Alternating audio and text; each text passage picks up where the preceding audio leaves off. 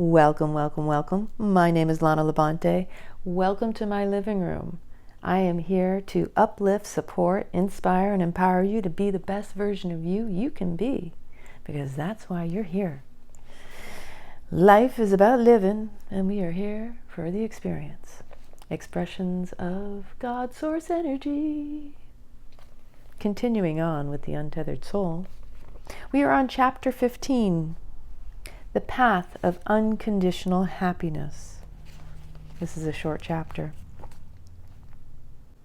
The highest spiritual path is life itself. If you know how to live daily life, it all becomes a liberating experience. But first, you have to approach life properly, or it can be very confusing. To begin with, you have to realize that you really only have one choice in this life, and it's not about your career, whom you want to marry, or whether you want to seek God.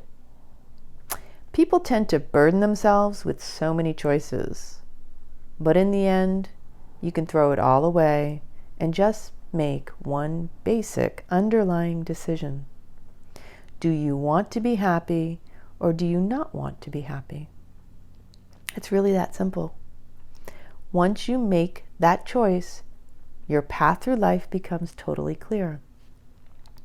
This is the heart versus the head. The heart wants to be happy. The head wants to be right. And essentially, I could shorten this question all the way down into an even simpler one. Simply, do you want to be happy? When you overthink it, you know you're in your head. When you feel it, it's coming from your heart. And that's where we want to be. We want to drop down from the crazy mind and get into the feeling heart, where we expand and we grow. Most people don't dare give themselves that choice because they think it's not under their control. Someone might say, well, of course I want to be happy, but my wife left me. In other words, they want to be happy, but not if their wife leaves them. But that wasn't the question. The question was, very simply, do you want to be happy or not? If you keep it that simple, you will see that it really is under your control. It's just that you have a deep-seated set of preferences that get in the way. I remember this from my earlier years. I felt like the victim because look at what they're doing. That's affecting me. No, it's not. You're choosing to allow the externals to affect the internals. But it's simply because you're not paying attention and tapping into what's really going on below the surface. Let's say you've been lost and without food for days, and you finally find your way to a house. You can hardly make it to the doorstep, but you manage to pull yourself up and knock on the door. Somebody opens the door, looks at you and says, oh my God, you poor thing. Do you want something to eat? What would you like? Now the truth is, you really don't care what they give you. You don't even want to think about it. You just utter the word, food. And because you really mean it when you say you need food, it no longer has anything to do with your mental preferences. The same goes for the question about happiness. The question is simply, do you want to be happy? If the answer is really yes, then say it without qualifying it. After all, what the question really means is, do you want to be happy from this point forward for the rest of your life, regardless of what happens? Now, if you say yes, it might happen that your wife leaves you, or your husband dies, or the stock market crashes, or your car breaks down on an open highway at night. Those things might happen between now and the end of your life. But if you want to walk the highest spiritual path, then when you answer yes to that simple question, you must really mean it. There are no ifs, ands, or buts about it. It's not a question of whether your happiness is under your control. Of course it's under your control. It's just that you don't really mean it when you say you're willing to stay happy. You want to qualify it. You want to say that as long as this doesn't happen, or as long as that doesn't happen, or as long as that happens or that does happen, then you're willing to be happy. So many qualifications, so many conditions. That's why it seems like it is out of your control. Any condition you create will limit your happiness. You simply aren't going to be able to control things and keep them the way you want them. Just like in the previous chapters. You put a protective cloak around yourself. You literally create a shield with your limitations. How crazy is that? You have to give an unconditional answer. If you decide that you're going to be happy from now on for the rest of your life, you will not only be happy, you will become enlightened. Unconditional happiness is the highest technique there is. You don't have to learn Sanskrit or read any scriptures. You don't have to renounce the world. You just have to really mean it when you say that you choose happiness. And you have to mean it regardless of what happens. Isn't it funny? Happens, happiness. The hap is in both happens and happiness. You just got to choose it. And you have to mean it regardless of what happens. This is truly a spiritual path, and it is as direct and sure a path to awakening as could possibly exist. Once you decide you want to be unconditionally happy, something inevitably will happen that challenges you. This test of your commitment is exactly what stimulates spiritual growth. In fact, it is the unconditional aspect of your commitment that makes this the highest path. It's so simple. You just have to decide whether or not you will break your vow. When everything is going well, it's easy to be happy. But the moment something difficult happens, it's not so easy. It's also a choice of your words. Because languaging, remember, the words you choose, you cast your spell. You create your reality. You tend to find yourself saying, but I didn't know this was going to happen. I didn't think I'd miss my flight. I didn't think Sally would show up at a party wearing the same dress that I had on. I didn't think that somebody would dent my brand new car 1 hour after I got it. Are you really willing to break your vow of happiness because these events took place?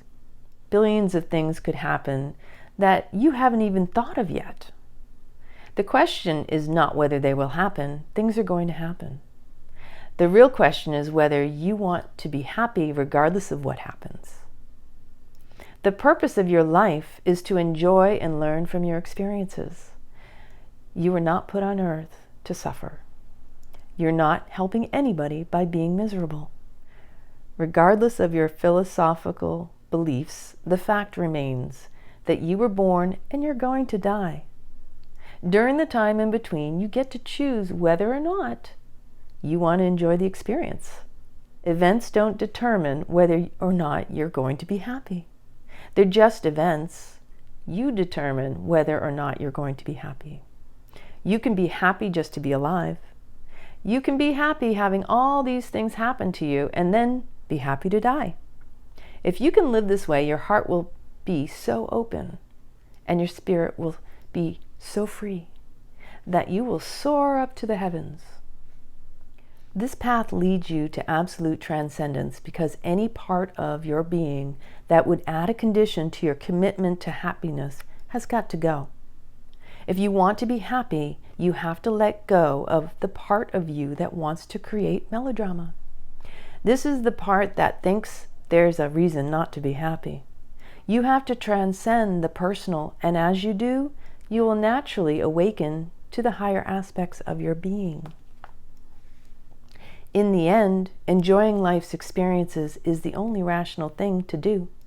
You're sitting on a planet, spinning around in the middle of absolutely nowhere. Go ahead, take a look at reality. You're floating in empty space in a universe that goes on forever. If you have to be here, at least be happy and enjoy the experience.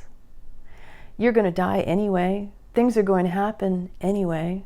Why shouldn't you be happy? You gain nothing by being bothered by life's events. It doesn't change the world. You just suffer. There's always going to be something that can bother you, if you let it. This choice to enjoy life will lead you through your spiritual journey. In truth, it is itself a spiritual teacher. Committing yourself to unconditional happiness will teach you every single thing there is to learn about yourself, about others, and about the nature of life. You will learn all about your mind, your heart, and your will. But you have to mean it when you say that you will be happy for the rest of your life. Every time a part of you begins to get unhappy, let it go. Work with it. Use affirmations or do whatever you need to stay open. If you are committed, nothing can stop you. No matter what happens, you can choose to enjoy the experience. If they starve you and put you in solitary confinement, just have fun being like Gandhi. No matter what happens, just enjoy the life that comes to you. As difficult as that sounds, what's the benefit of not doing it? If you're totally innocent and they lock you up, you might as well have fun. What good does it do to not have fun? It doesn't change anything. In the end, if you stay happy, you win. Make that your game, and just stay happy no matter what. The key to staying happy is really very simple. Begin by understanding your inner energies. If you look inside, you will see that when you're happy, your heart feels open, and the energy rushes up inside of you. When you aren't happy, your heart feels closed, and no energy comes up inside. So stay happy. Just don't close your heart, no matter what happens. Even if your wife leaves you or your husband dies, don't close. There is no rule that says you have to close. Just tell yourself that no matter what happens, you're not going to close. You really do have that choice. When you start to close, just question if you're really willing to give up your happiness. You should examine what it is inside of you that believes there is some benefit to closing. The slightest thing happens to you and you give away your happiness. You were having a great day until someone cut you off on your way to work. It got you really upset, and you stayed that way for the rest of the day. Why? Dare to ask yourself that question. What good came from letting it ruin your day? There was no benefit. If somebody cuts you off, let go and stay open. If you really want to, you can. And I wrote in addition to this, because what came up while I was reading this was, most of the time we only close to punish someone else. There's this idea that we have to punish the outside, in whatever way that looks.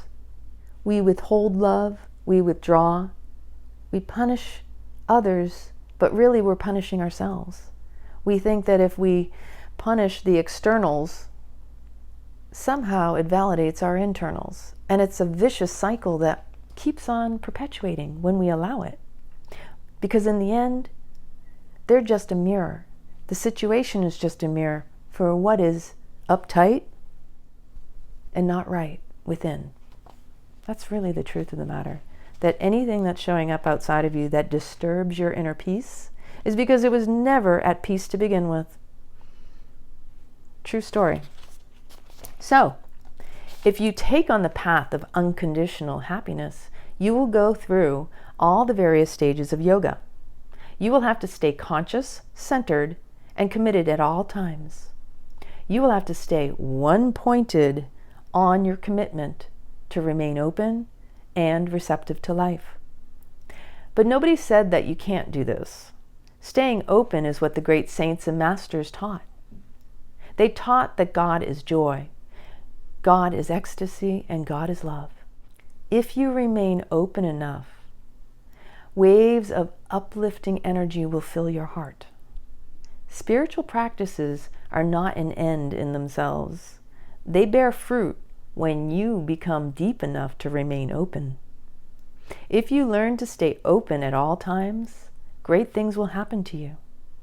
You simply have to learn not to close.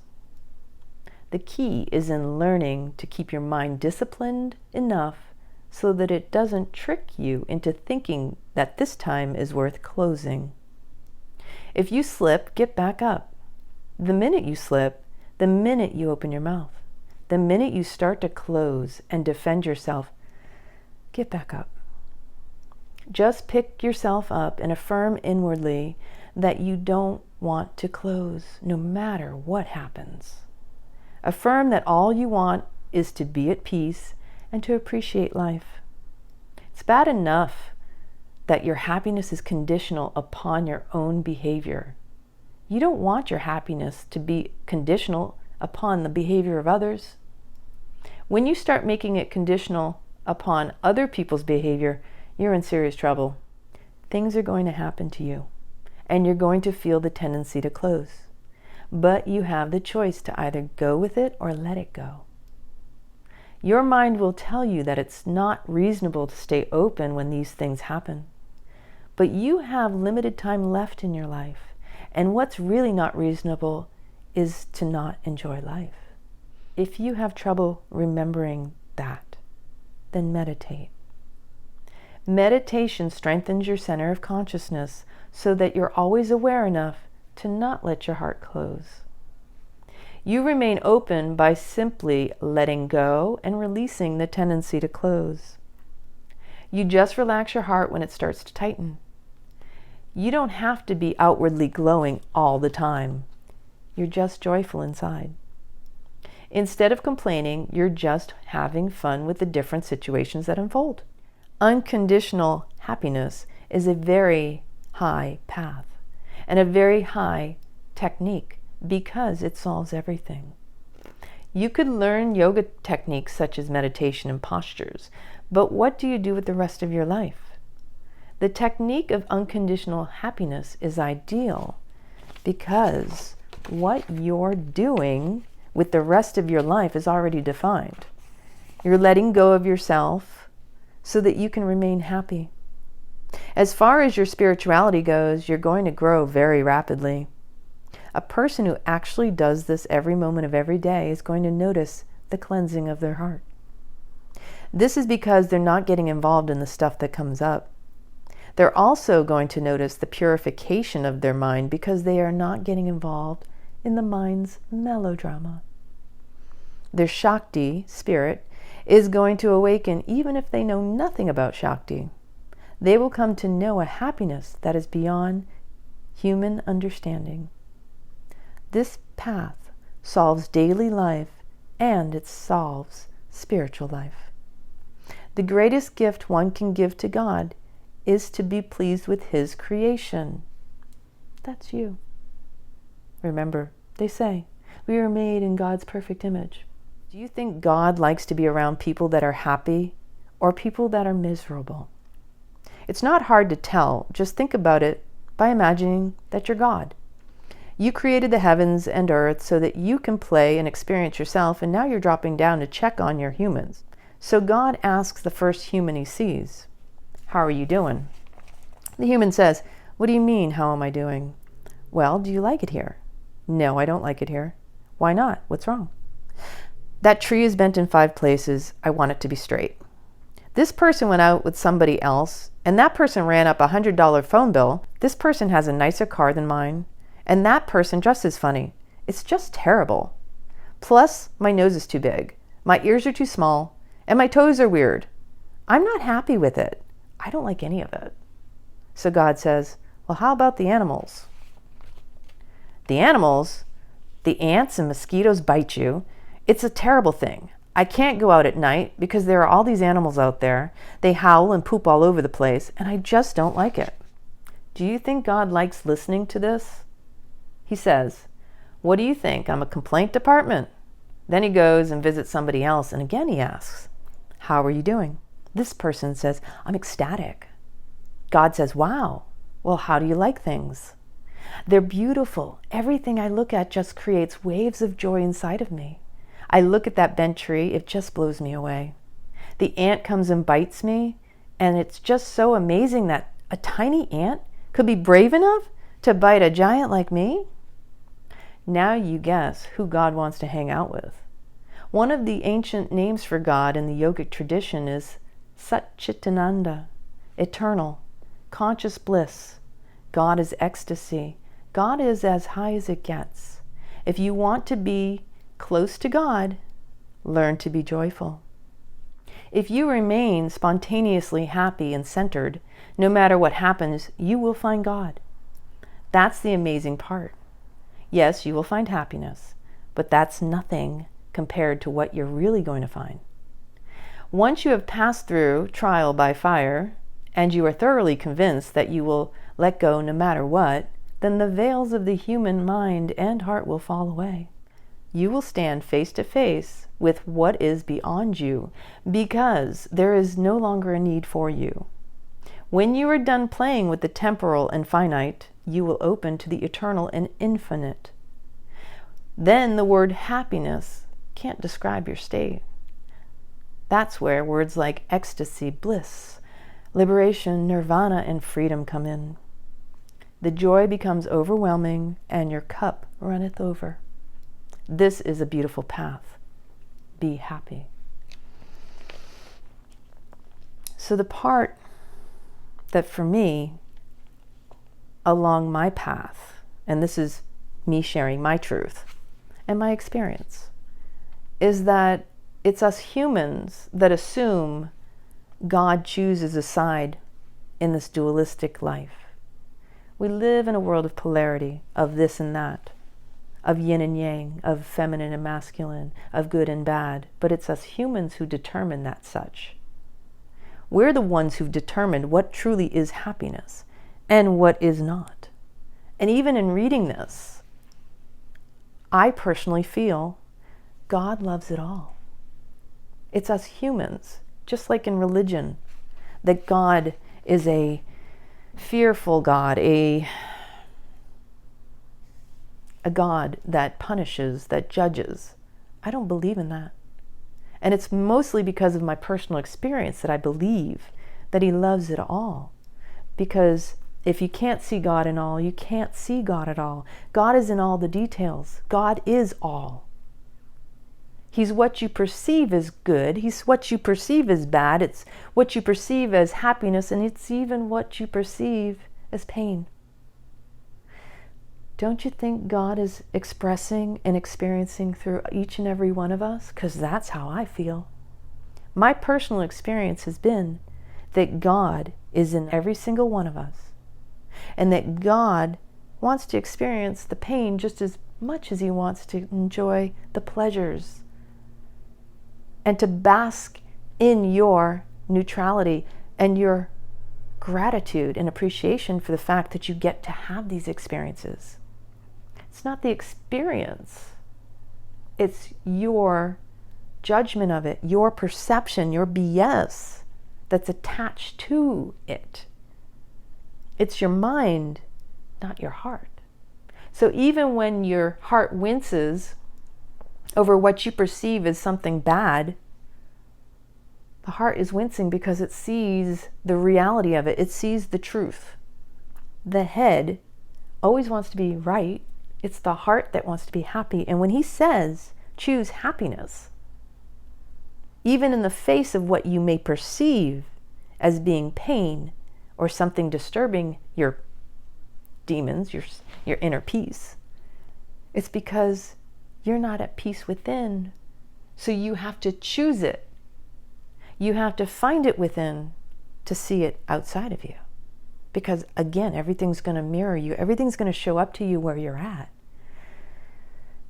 So it's not good or bad. And God chose to have all these experiences. I personally believe that if He encountered the individual who was complaining about everything, He'd smile and say, it's how I designed it. I chose to have this experience through you. Thank you. That's my personal interpretation. It should not take away from your experience of this book, but it's a seed to plant in your own heart and soul. What resonates? What aligns? Do you really truly see that everything is a gift? Everything is a blessing. Everything is a lesson. Simply an experience. When we wince, when we reject, when we resist, or even embrace or cling and want to hold on, it's our inability to allow. It's our inability to let go because we're letting it in and we don't want to let it out. What we suppress, we express. What we cling to controls us. What we label limits us.